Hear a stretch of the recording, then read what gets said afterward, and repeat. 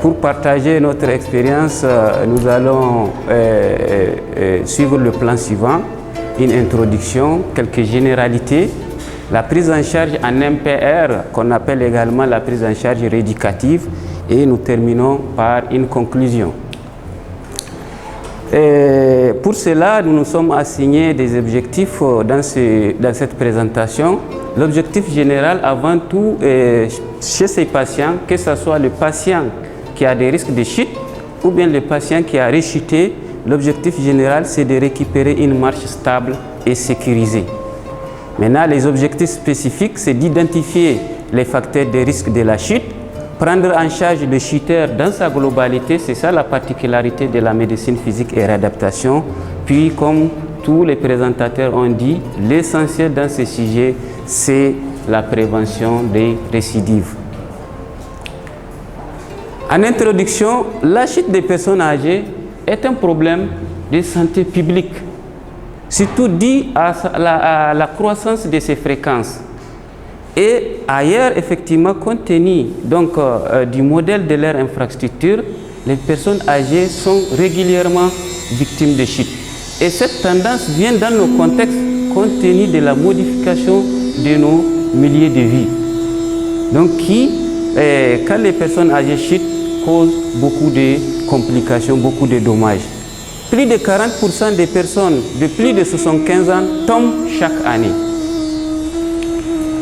Les conséquences sont nombreuses, on l'a vu dans les deux présentations, les blessures, les fractures, surtout qui vont conduire à des pertes d'autonomie, donc de la qualité de vie et surtout l'institutionnalisation des patients. Ailleurs, vous allez voir les personnes âgées, compte tenu de ces problèmes, sont obligées d'être institutionnalisées ailleurs au lieu de rester dans leur milieu familial. Environ 10% des chuteurs ou des chutes sont accompagnés de fractures, surtout des fractures de hanches, et éventuellement d'autres types de fractures que le professeur Wahab avait énumérées. L'un dans l'autre, la rééducation gériatrique s'adresse généralement aux personnes de plus de 65 ans et plus, que la personne est chutée ou pas. La définition, comme tout le monde l'a dit, c'est tout événement au cours duquel une personne se retrouve involontairement au sol ou sur tout autre niveau inférieur, qu'on appelle la chute. Quelles sont les circonstances? On va les résumer. C'est des circonstances d'abord mécaniques, ou bien le patient qui trébuche, ou bien qui glisse. Ça a été retrouvé dans des études à 50%, c'est les circonstances dans lesquelles les personnes âgées chutent. Les dérobements des membres inférieurs, dans 9% des cas, les vertiges, 6% des cas, les pertes de connaissance, et dans 20% des cas, donc les circonstances restent imprécises. Les facteurs de risque, on en a parlé. Il y a des facteurs de risque personnels, environnementaux et comportementaux. Nous allons les voir en résumé, toujours ces facteurs de risque qui conduisent à des chutes, lesquelles chutes peuvent conduire effectivement à diverses lésions. Donc on a vu, comme le docteur Andia l'a dit, les facteurs biologiques, il y a l'âge, le sexe, la race, l'état de santé de la maladie avec des pathologies chroniques ou des pathologies aiguës, l'ostéoporose, comme l'a dit les traumatologues, les arthroses et les déclins surtout des capacités physiques, cognitives et affectives. Quand il s'agit des facteurs comportementaux, c'est-à-dire c'est la polymédication. Là, je vais insister sur beaucoup de choses sur cette polymédication que les autres ont peut-être un peu oublié. L'excès d'alcool, ça a été rapporté, donc le manque d'activité physique et donc les chauffages inappropriés. Sur le plan environnemental, effectivement, c'est donc les bâtiments, les infrastructures défectuées, mal construites, donc les sols dégradés, donc accidentés, les sols glissants, donc les escaliers qui sont partout, qui ne respectent pas les normes, et également donc, les sols qui sont effectivement mouvants, surtout dans les zones où on fait des extractions anarchiques de certaines ressources minières.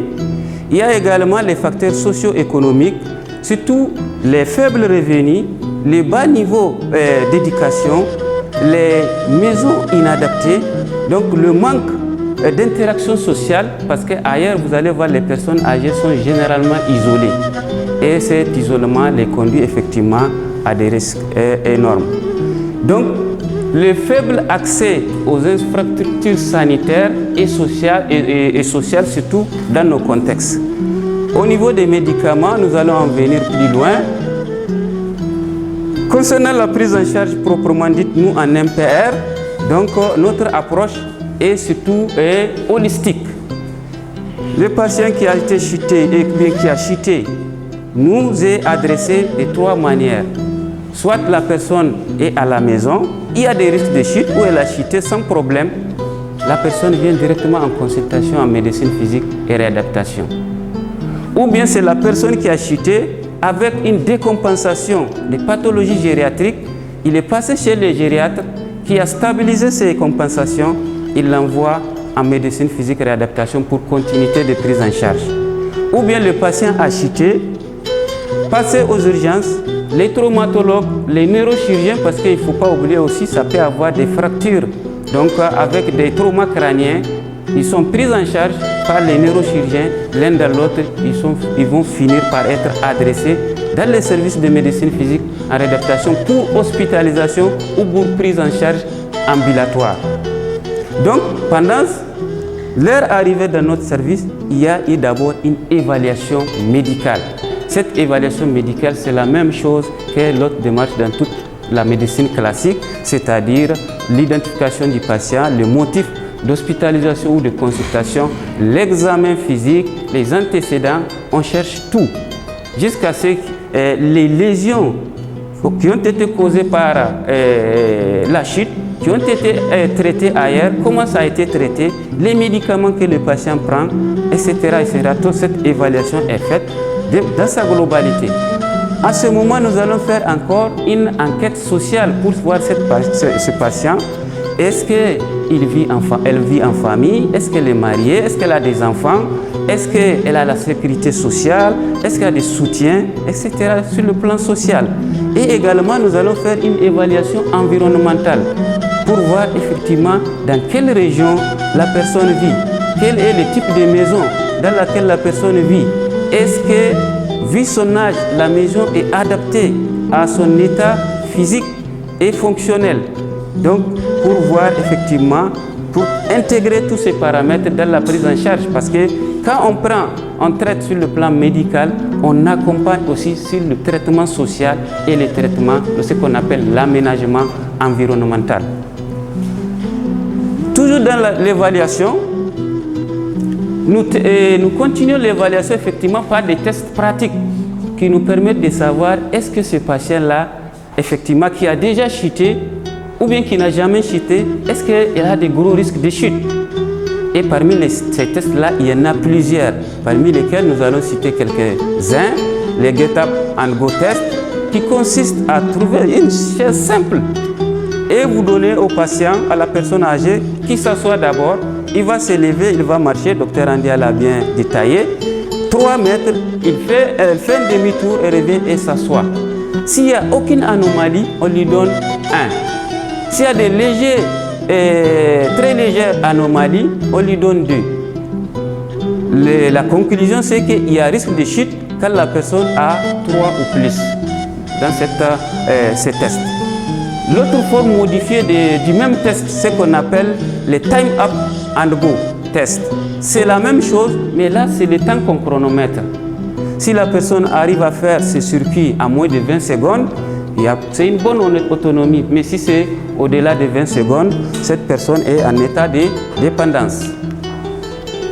Un autre test, c'est to stand test, qui consiste à trouver une chaise qui a une hauteur de 47 cm et on dit à la personne de s'asseoir et de se lever pendant 5 fois et on chronomètre. Si la personne a fait dans un temps record, effectivement, on peut penser que cette personne âgée a peu de risque de chute.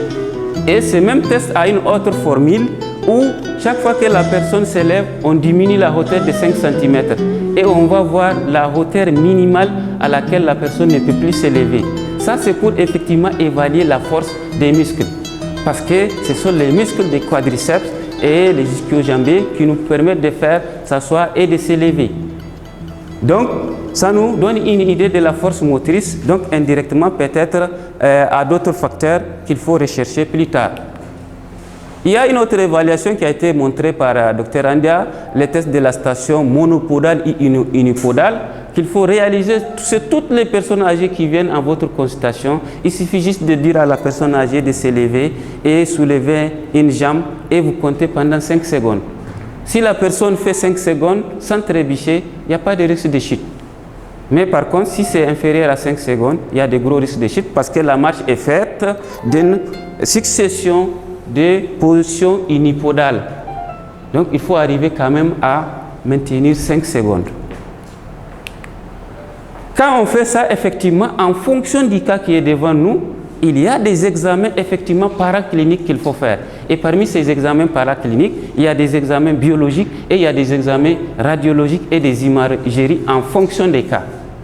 Donc vous allez voir, il y a des pathologies, si vous les suspectez devant votre patient, voilà les examens biologiques qu'il faut compléter et afin d'effectivement prévenir une chute ou bien afin de traiter une maladie qui est là, qui a causé la chute. Et les examens radiologiques ou les imageries effectivement sont demandés également au cas par cas. Si on trouve une lésion qui nécessite de renvoyer le patient chez les traumatos, chez les neurochirurgiens ou autres spécialistes, on le renvoie ou on la renvoie pour être cette prise en charge. À ce moment, le patient ou la patiente va revenir chez nous pour continuer sa rééducation. Maintenant, la rééducation proprement dite, effectivement, ça commence d'abord par une prévention, c'est-à-dire agir d'abord sur les facteurs de risque. Parce qu'au même moment que vous êtes en train de faire la rééducation, s'il y a des facteurs de risque que vous ne prenez pas en charge, pendant même l'hospitalisation, le patient peut rechuter et récidiver. Donc c'est pourquoi nous commençons d'abord par, en fonction de notre évaluation, nous allons déterminer, identifier les facteurs de risque et nous intervenons sur les facteurs de risque, notamment, vous allez voir, cardiaque. Un facteur très important, la déshydratation. La déshydratation fait partie des causes effectivement d'une complication qui concourt à des chutes, c'est-à-dire les hypotensions orthostatiques.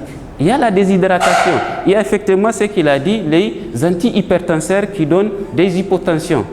Effectivement, c'est pourquoi tous les patients qui sont dans vos services, pour diagnostiquer une hypotension orthostatique, il faut leur faire juste ce petit test, la mesure de la tension. Le patient couché, vous prenez, les patients se lèvent automatiquement, vous prenez. Dès que vous trouvez ce qu'il a dit, effectivement, il y a une hypotension qui est là qu'il faut corriger. Donc, traiter éventuellement les maladies cardiaques qui sont là sous-jacentes. Métabolique, c'est ce qu'il a dit, il faut chercher les hypoglycémies, les hyponatrémies, etc., etc.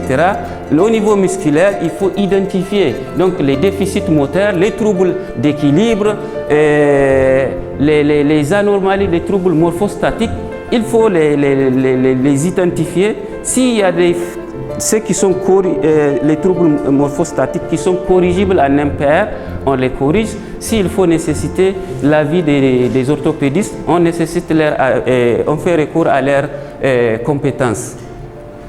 Neurologique, c'est la même chose. Surtout les médicaments, là je vais insister sur un point. Effectivement, il faut débuter les médicaments avec des faibles doses, puis progressivement vous augmentez.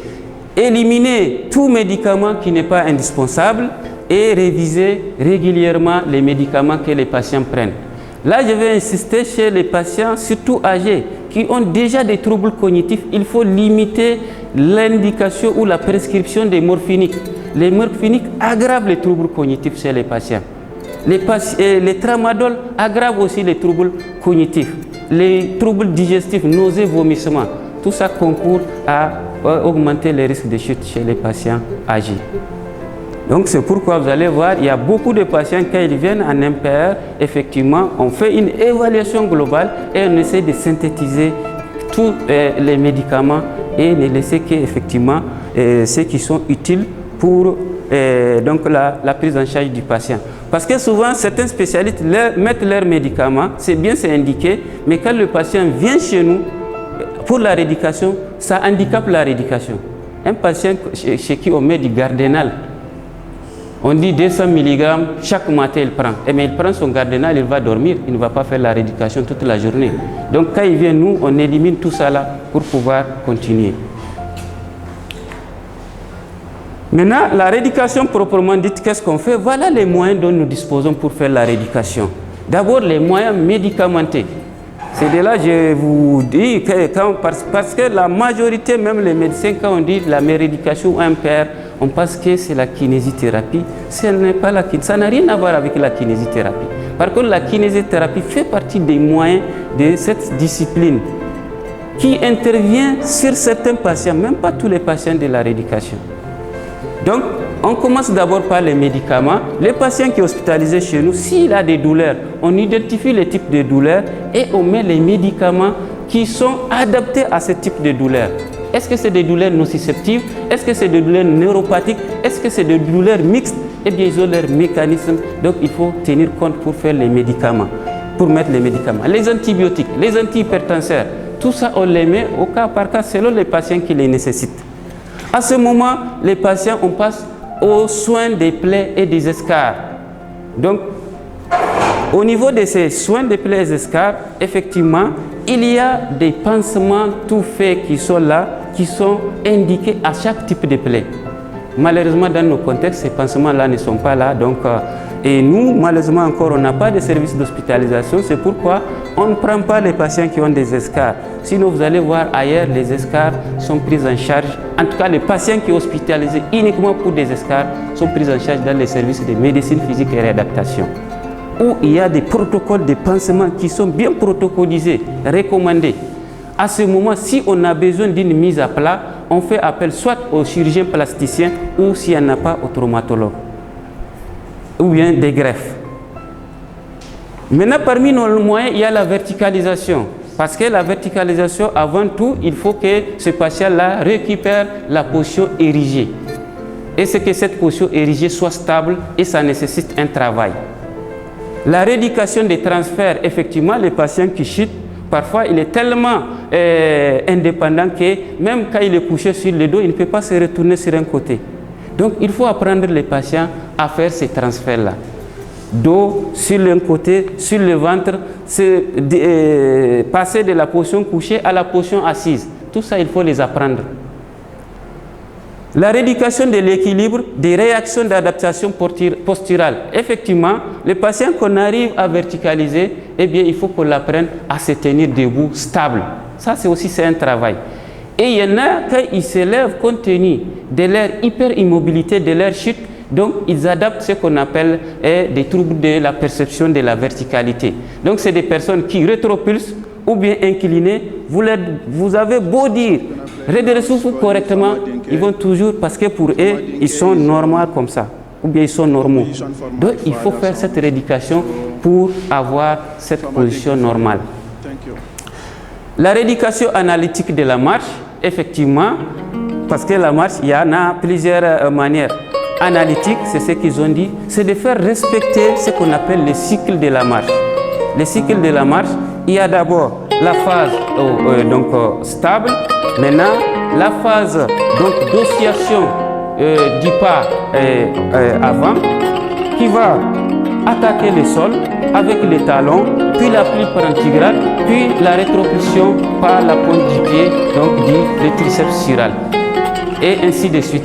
Donc le patient qui a des troubles de la marche, il faut lui séquencer ces différentes phases pour qu'il arrive à les comprendre. Une fois que le patient ait compris ça et maîtrisé ça, c'est à ce moment qu'on va passer à ce niveau, la rééducation fonctionnelle de la marche, c'est-à-dire adapter cette personne selon les différents contextes de la vie. Monter sur les escaliers, et escalader des obstacles, marcher en sautillant, sautiller sur une jambe, donc les différents obstacles, donc pour confronter cette personne à sa vie réelle. C'est ça la rééducation fonctionnelle de la marche. S'il y a des centres de la balnéothérapie, ces patients-là peuvent être amenés dans la salle de balnéothérapie pour récupérer facilement, parce que balnéothérapie c'est dans l'eau. Le patient le plus souvent ne peut pas faire certaines activités dans le vide, à sec, parce que c'est difficile. Mais quand on le met dans l'eau, tous les gestes sont faciles. Donc à un débit où c'est très compliqué, on commence d'abord dans l'eau. Au fur et à mesure que la personne âgée récupère, maintenant on revient sur le sol. L'appareillage adapté, effectivement, ce patient-là, il faut voir en fonction de ses capacités, quel est l'appareillage qui lui est adapté. Est-ce que c'est une canne simple? Est-ce que c'est deux cannes anglaises? Est-ce que c'est un déambulateur? Ou bien est-ce que c'est une personne qui ne pourra plus marcher, il faut un fauteuil roulant? Donc c'est en fonction des cas par cas. Et puis la réadaptation, effectivement, la réadaptation c'est quand tout le traitement a été fait et le patient reste toujours indépendant ou bien indépendant. C'est à ce moment qu'il faut faire l'adaptation, c'est-à-dire il faut aménager l'entourage du patient pour le rendre le plus autonome possible. Donc des aides techniques adaptées, aménager son milieu physique et son environnement pour qu'avec le peu d'autonomie qu'il puisse être autonome dans son entourage. C'est ça la réadaptation. Et cette rééducation doit avoir une durée de 12 à 15 semaines.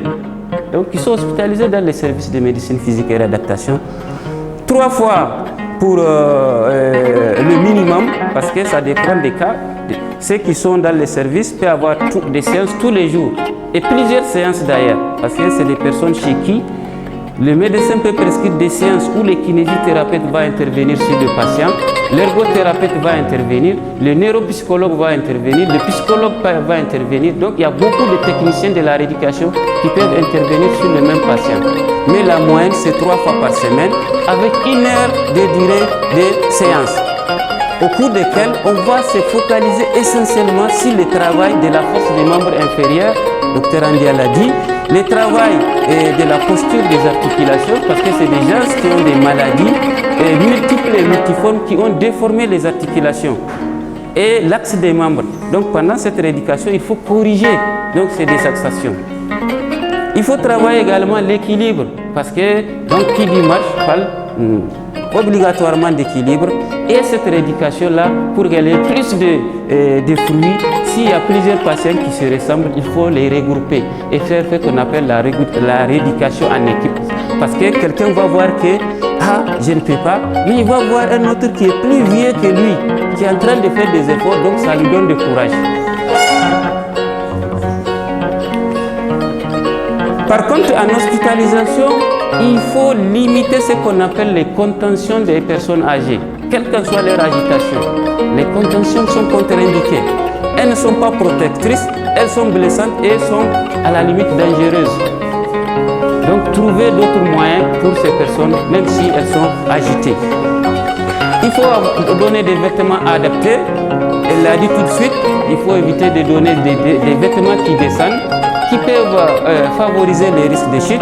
Il faut donner des chaussures adaptées, les soins de pédicure qui est très important. Ailleurs, vous allez voir des podologues qui sont dans les services. Tous les services font à vie. Ils vont venir faire des pédicures parce que la personne âgée est là, les pieds sont déformés, il y a des ongles qui sont là, il y a des verrous partout. Et bien il faut passer faire des soins de pédicure, ça va améliorer la statique plantaire, ça va diminuer ce qu'on appelle les troubles, les hypos ou les anesthésies. Parce que lié à des durions, à des kératoses au niveau des pieds, il faut qu'on corrige tout ça là, la sensibilité peut revenir, la proprioception peut revenir et ça peut améliorer effectivement la marche donc, de cette personne âgée. Il faut également des aides techniques de marche adaptées et surtout réglées. Là, je vais insister. Je vois en consultation beaucoup de personnes à qui on prescrit des aides techniques, genre des cannes, des déambulateurs, mais qui viennent avec des douleurs des épaules, des douleurs des dos. Et quand on regarde, l'aide technique est réglée au-delà de la hauteur de la personne. Et la personne marche comme ça. Et là, une semaine d'utilisation, il va avoir des scapulaligies. Vous faites des radios, il y a ceci, il y a cela, alors il suffit juste de régler l'aide technique à la bonne hauteur, les douleurs disparaissent. Pareil au dos, si l'aide technique est plus bas, la personne est obligée de se courber et il va avoir des lombalgies. Surtout, c'est des personnes âgées qui ont des os très fragiles. Donc, ça peut compliquer d'autres choses. Un canal lombaire étroit qui n'était pas serré, ça va accélérer donc, le fait que ça soit très serré. Je vais venir tout de suite. La prévention, comme il l'a dit, c'est à 3 niveaux. La prévention primaire, secondaire et tertiaire. C'est quoi la prévention primaire? C'est le patient qui n'a jamais chuté ou bien qui a chuté, qui s'est relevé. Effectivement, il faut diminuer les causes et les facteurs de risque. Donc, on les identifie et on les corrige. Ça, c'est la prévention pour que le patient ne chute même pas. La prévention secondaire, c'est quoi? C'est le patient déjà qui a chuté avec des conséquences. Donc, il faut traiter rapidement ces conséquences-là pour que ces conséquences n'entraînent pas le patient dans un syndrome de régression, dans un syndrome de perte d'autonomie totale. Donc, il faut les traiter correctement et il faut les rééduquer et les rendre autonomes. La prévention secondaire, c'est quoi? C'est le patient qu'on a traité, mais malgré tout, il y a des handicaps, il y a des incapacités. Donc, il faut aménager son entourage, donc que ce soit physique, ces aides techniques pour le rendre le plus autonome possible. La prévention, il faut une nutrition adaptée. Effectivement, ces personnes-là, il faut faire leur bilan nutritionnel, comme il l'a dit, calculer l'IMC, doser l'albumine, les protypes totaux. Vous allez voir la dénutrition et vous allez corriger, ils auront de l'énergie et vont pouvoir faire les exercices. Vous ne pouvez pas prescrire des exercices à des patients dénutris qui n'ont pas d'énergie. Ils vont abandonner. Aménagement du domicile, effectivement, mettre de l'espace, éliminer tout ce qui est obstacle qui peut provoquer des chutes, améliorer l'éclairage et voilà, il faut adapter et personnaliser la chambre de la personne âgée pour qu'elle se reconnaisse dans sa chambre. Vous ne pouvez pas la mettre là où elle se perd, donc elle va tomber. Les aides techniques, on en a parlé, adaptées de mobilité, mais aussi sensorielles. Les personnes âgées ont souvent des troubles sensoriels. Donc il faut des lunettes de correction, des prothèses auditives pour pouvoir améliorer effectivement les organes de sens. S'il y a des chirurgies, des syndromes vestibulaires dont les causes sont chirurgicales, il faut les envoyer chez les ORL, ils vont opérer. Après, les syndromes, donc les troubles vestibulaires, on va les rééduquer. Apprentissage du relevé au sol, c'est très important. Là-bas, quelqu'un l'avait dit, parce que pourquoi?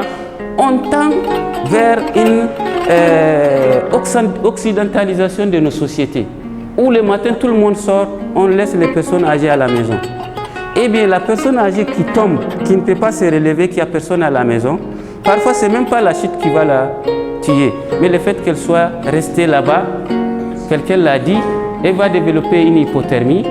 Il va développer une hypoglycémie parce qu'elle ne peut pas se lever pour aller manger. Il ne va pas prendre ses médicaments. Et donc, le soir, avant de rentrer, vous allez trouver qu'elle est décédée. Pas parce qu'elle par la chute, parce qu'elle ne peut pas se lever. Alors qu'on peut les apprendre à se relever par des techniques que nous allons voir plus loin. Des chaussages adaptés, on va les voir. Des aides techniques adaptées, on l'avait dit. Apprentissage, oui. Prévention du syndrome post-chute, effectivement, c'est très fréquent. C'est juste, je vais dire ici, la prévention du syndrome post-chute, ce n'est pas l'affaire du psychologue. Envoyé en médecine physique et réadaptation, il y a des évaluations qu'on fait, il y a des exercices qu'on donne. À ce moment, s'il y a un syndrome dépressif associé ou de l'anxiété associée, dans les services de médecine physique et réadaptation, généralement, il y a des psychologues. On prescrit aux psychologues entretien et soutien psychologique chez ces patients.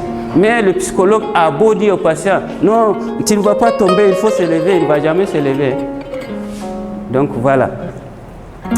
Protecteur des hanches, effectivement, nous allons voir dans la prévention parce que les personnes âgées souvent, et quand elles chutent, on a vu les fractures les plus fréquentes dans les chutes, ce sont les fractures des hanches. C'est pourquoi là-bas, toutes les personnes âgées, surtout de plus de 75 ans, on les préconise des protecteurs de hanches qu'elles vont mettre. Comme ça, même si elles chutent, ça va éviter les fractures des hanches. Voilà un exemple des protecteurs de hanches qu'on peut prescrire chez des personnes, surtout de plus de 75 ans. Les chaussures qu'il faut conseiller et qu'il faut éviter. Excusez. Toutes ces chaussures, les types de chaussures-là sont déconseillées chez les personnes âgées. Par contre, il faut préconiser des chaussures fermées, qui adhèrent. dans la prévention des chutes.